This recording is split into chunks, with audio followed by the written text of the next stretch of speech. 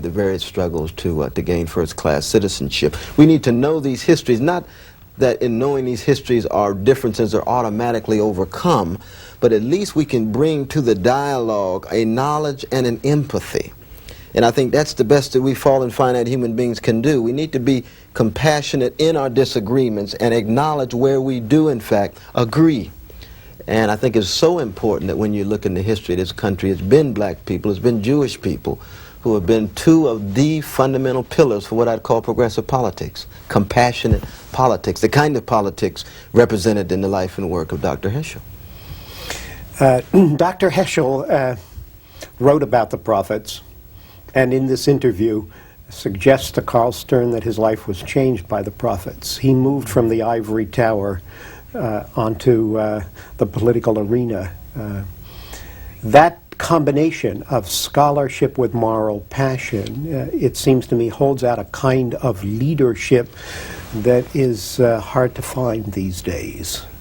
I think you're absolutely right. I think that when one looks at the, I won't even say career, I'll say the vocation of a prophet like Dr. Heschel, you see that he is an intellectual force for good, he is a political force for good, and he is an existential force for good. And by existential force, what I mean is that in the way he treats others in personal and interpersonal relations, he exemplifies that kind of love and mercy that he then translates into the larger political and intellectual arenas. And it is rare to find such a figure. I think, again, when you think of a Martin King and the Dr. Heschel, both their presences gracing this country at the same time, one thinks, my God, the country must be doing something right to help either produce or to welcome, as Dr. Heschel from Germany, to welcome, to allow them to flourish. And their examples, their voices are deeply needed in our time. Well, I think Dr. Heschel was decisively influenced also by the Weimar experience, the ascendancy of the Nazis in Weimar. He spoke often about the isolation of the Jews. There was no one to call. There's a wonderful comment by Dietrich Bonhoeffer, that if we don't cry for the Jews, we have no right to sing Gregorian chants. Powerful. And I believe that Heschel learned that lesson in Weimar. And when he came to this country, he was determined not to be deaf to the cries of other oppressed people, and he took to the streets.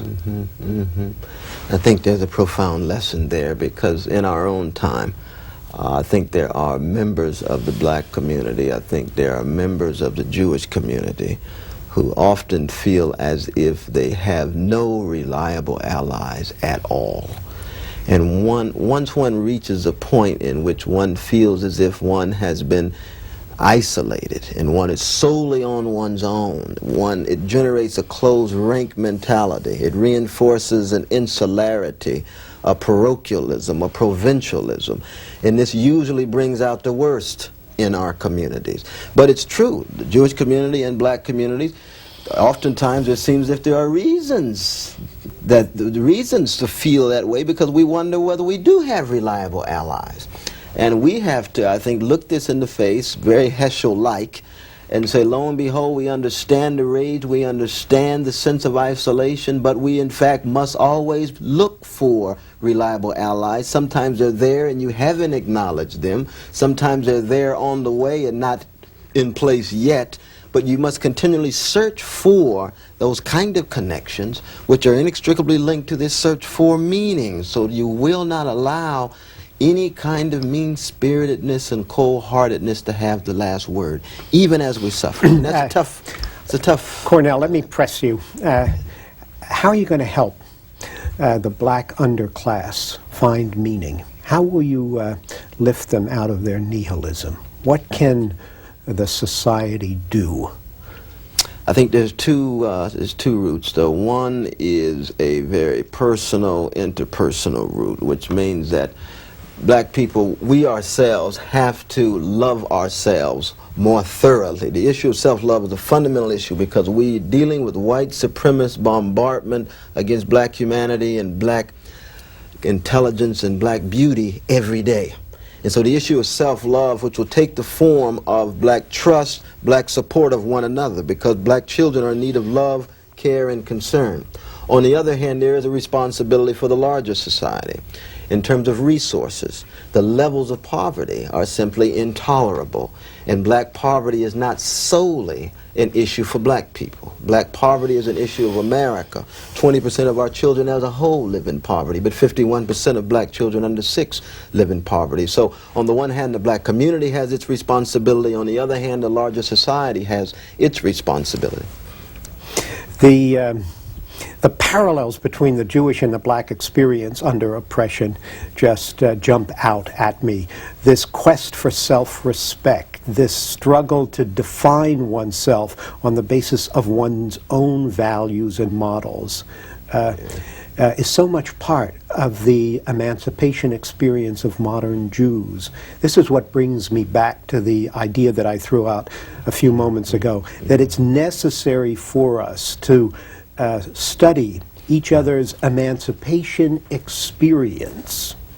Absolutely right. You're absolutely right. I think one fundamental difference here, and I think we can both learn from one another in this regard, is that during the history of the vicious persecution of Jews, there was a deep commitment to sustaining autonomous organization and an independent institution. So under the adverse circumstances, you could still transmit to the next generation a sense of the tradition.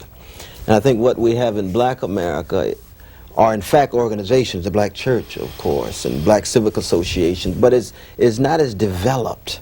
And therefore there's levels of disorganization, especially among the black working poor and very poor, that make it very difficult to transmit the best of the traditions of black foremothers and black forefathers. And this is something that myself and many others are devoted to addressing. How does one transmit the best of a tradition of resistance and struggle to a younger generation? Let's bear that in mind as we now turn to the words of Dr. Heschel. Thank you, Cornell. Thank you so very much.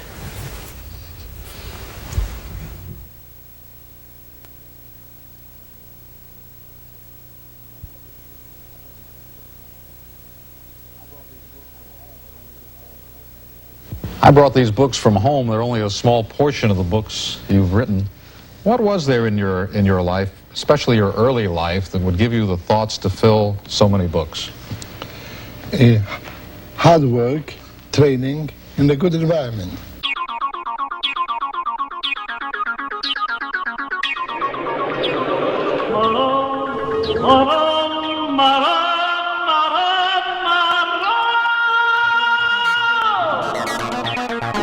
이 맛 무엇이 할래 이 맛 무엇이